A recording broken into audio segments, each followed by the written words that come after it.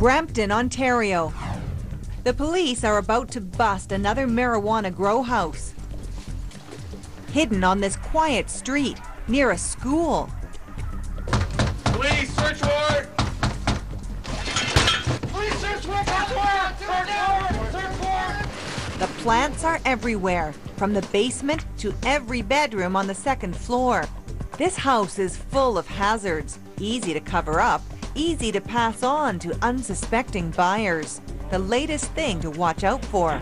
And that's why we're here. By the end of the show, you'll know the warning signs. First, Detective Jason Kirkpatrick takes us to the basement. And just be careful with all the wiring, it's very dangerous here. The growers patched up this hole where they stole electricity, a cover-up the next buyers could miss. And what will happen is, over time, we've seen houses start to leak because of these breaking the foundation. Check out this dangerous hookup. Grow-ops are 40 times more likely to catch fire than a regular home.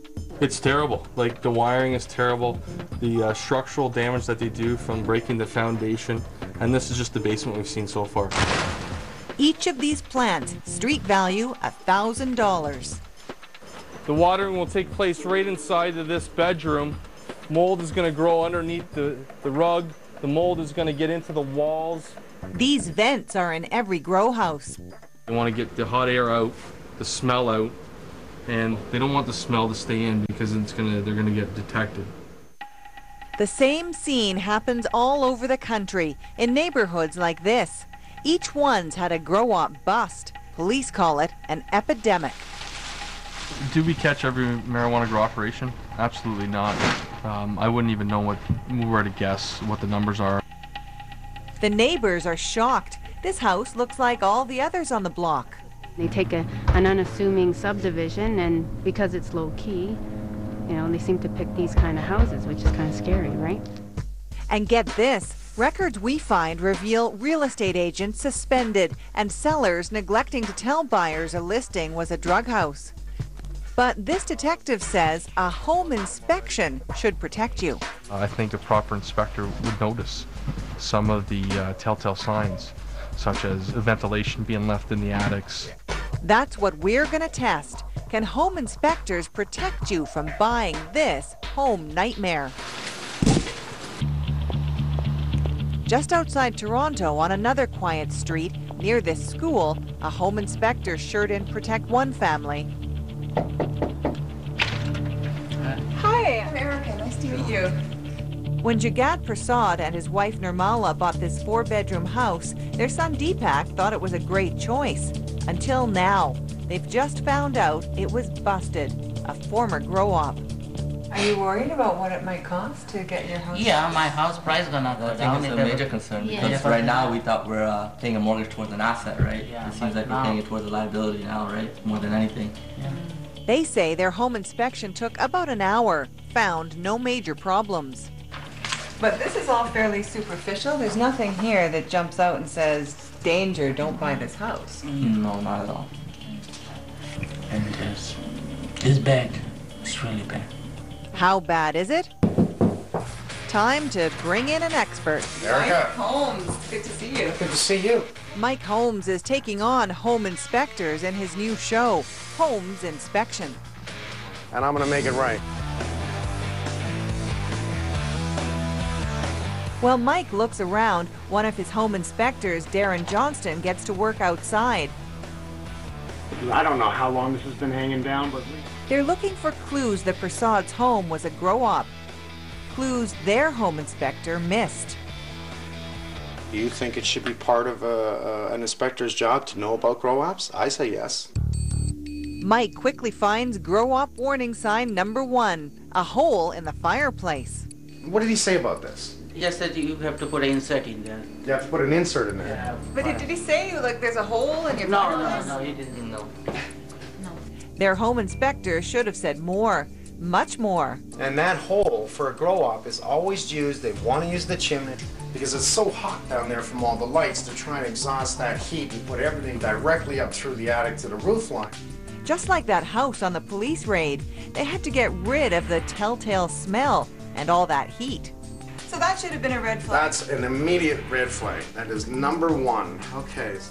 Mike's about to make more disturbing discoveries. The Prasad's nightmare is just beginning. You brought in the wrong home inspector because the fireplace, first red flag, opens my eyes to everything else. Did they just pick the wrong guy? Hi, how are you? Time to inspect the home inspectors on hidden camera. We pick 4. 2 are certified, 1 who boasts he's an engineer, and 1 with the highest level of training, a registered home inspector. Then we invite them to the Prasad's house. Can they tell this house was once a grow-op? Total telltale signs this was a grow-up. I mean, I would know this when I was 18. You would. The Prasads are going to pay a big price for their poor home inspection. And this is going to cost you one crap load of money. But they're maxed out. They're still paying their mortgage on this house. Yeah, there's no 1-800 help, I'm been screwed by the world. There's not, unfortunately. While it starts to sink in, we head across the country near Kamloops, BC to meet a homeowner who's been there and is about to lose everything. Just after Teresa Denton moves in, a shopkeeper tells her her dream house was busted. She said, I saw the RCMP in his driveway hauling pot plants out of the house. That was the first time you heard this was a grow-up. Yes. This house had a great home inspection, but get this. Holy cow. The mold is just everywhere. Yeah, it's disgusting. Teresa opened up her walls to clean the mold. It cost $8,000, but it didn't work. Test results show her home is overloaded with spores. Do you worry about your health? I worry about my kids' health all the time. But you gotta plug one side of your nose. Teresa's son Jaden has developed a mold allergy, has to take steroids. That's directly adjacent to the garage. Oh my God. And Now, just to clean up the mold in her home, she's been told it's going to cost $100,000. Money she doesn't have. And now the bank is saying they want to foreclose. It's devastating, you know. First, of course we don't want to live in this house, but it's the only house we've got. Teresa's suing the former owner, her real estate agent, and her home inspector. You know, this is not what I wanted for my family, right? I wanted them to be bettered, not worsened, right? Not like there weren't a lot of grow-up clues in this house, the most glaring in the attic. There's a lot of mold on these posts. One wall in her attic is clean, but the other, where the grow-up pumped heat and humidity. Holy cow, look at it everywhere. This attic's been cleaned up a bit. Here's what it used to look like. Why didn't the home inspector see that? He had a flashlight. He was up there. Either he's not telling the truth or he's just completely incompetent. We show Mike Teresa's inspection report. It's okay, there's the standard crap. Hardly any detailed comments, just a bunch of check marks. She's already paid $8,000 to clean up the mold. It's still there. Oh. Now she's got an estimation for $100,000. So and what do you think when you hear What that? do I think? I think we need to do something about the home inspection industry. I think it's time we go back to the drawing board and say, it's not working.